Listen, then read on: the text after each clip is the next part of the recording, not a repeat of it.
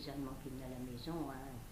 Il y a une fois, il y a eu mon père, vous savez, il avait quand même, il avait été soldat, il avait fait la guerre, il y avait des Allemands qui rentraient, et ça pas toujours, moi j'avais peur que ça tourne des fois mal. Hein. Ils venaient avec leur machin, leur mitraillette, ils y posaient n'importe où, puis un jour mon père s'est fâché. Puis l'autre s'est mis en colère, son fusil est parti, il est parti dans la chambre de mon frère qui venait de descendre. La balle a traversé le plafond, elle est allée dans la chambre, et mon frère venait de descendre.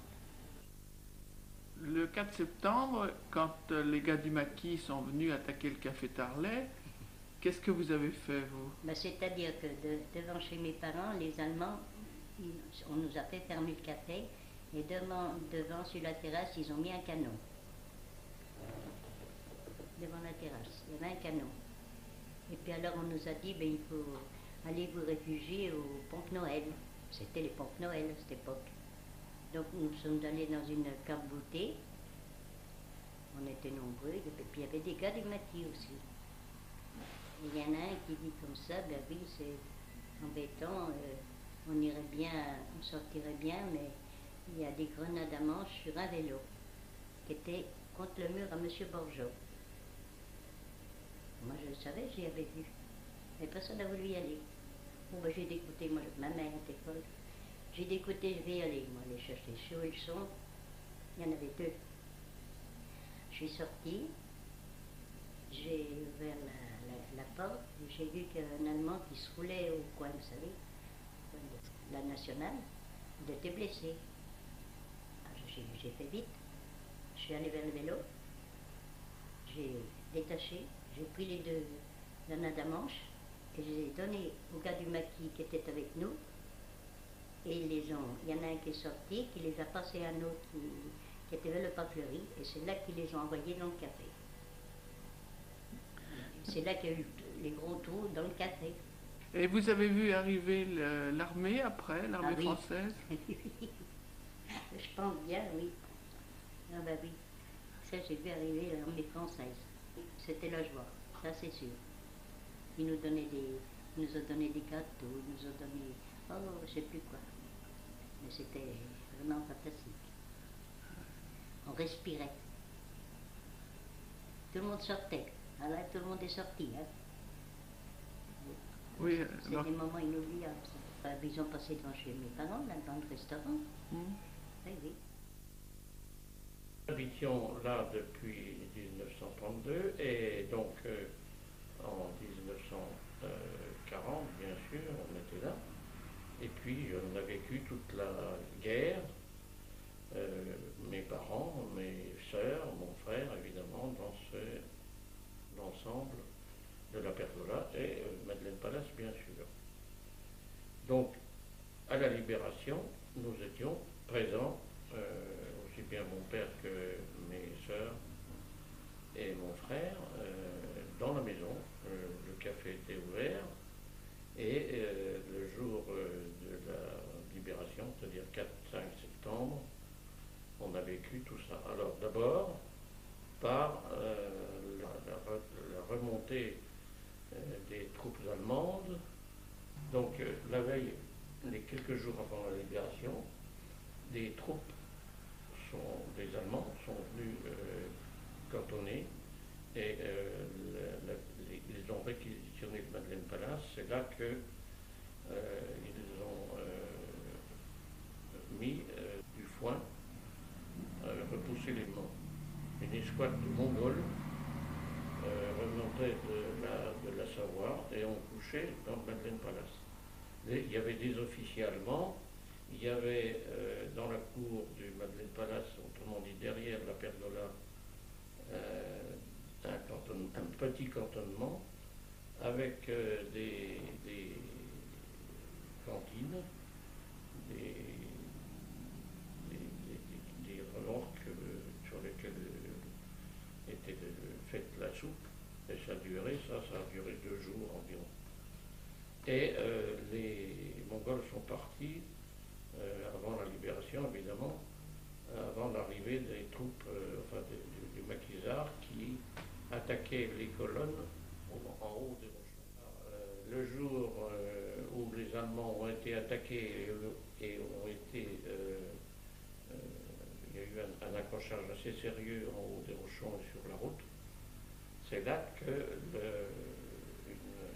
une petite escouade, je les vois dans la rue, dans l'avenue du 23 janvier, venant du Port-Fleuri, à pied, et en particulier un officier à la tête avec un revolver à la main, je le vois, et derrière 4 ou 5 soldats avec des fusils pointés sur tout ce qui pouvait bouger dans la rue, et en particulier l'officier arrivait dans la rue en criant « Où habite le maire?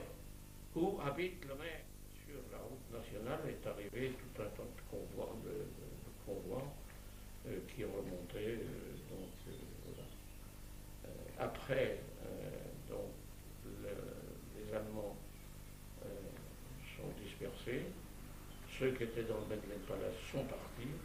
Et en particulier, il y avait un soldat assez âgé, qui n'était pas un Mongol, que j'ai bien vu, et qui s'est caché dans l'une des caves de la pergola, qui était en dessous, et il s'était caché. Et puis au bout d'un moment, quand il n'y avait plus d'Allemands, il n'y avait plus personne, les remorques de cantine étaient parties, les avaient enlevées. Et puis moi j'étais dans la cour derrière, on a vu cet Allemand sortir de la cave et qui réclamait un vélo pour se sauver plus loin. Malheureusement, mon père a dit il n'y a pas de vélo quand même. Et il est parti à pied, il a suivi, qu'est-ce qu'il est devenu, je ne sais pas. Et puis, donc quelques heures après, l'attaque a commencé et là, il y avait les maquisards devant le café Jandot qui sont arrivés par la rue Rougelet. Et là, les maquisards sont partis, pardon, je les ai vus passer, on en a vu beaucoup.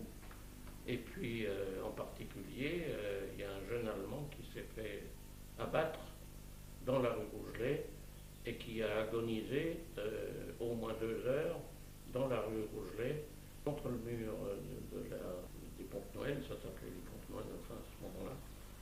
Et il y a eu des traces de sang pendant très longtemps, quelques jours après. Mais il est évident qu'on ne pouvait pas bouger parce que pour porter secours ni rien du tout.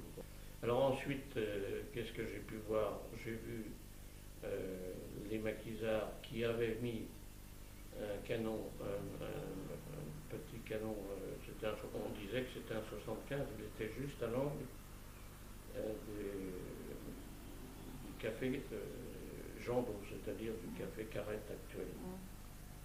Et donc pour les derniers Allemands qui arrivaient, mais il n'y a absolument pas eu de tir de 75 sur la route nationale à ce moment-là.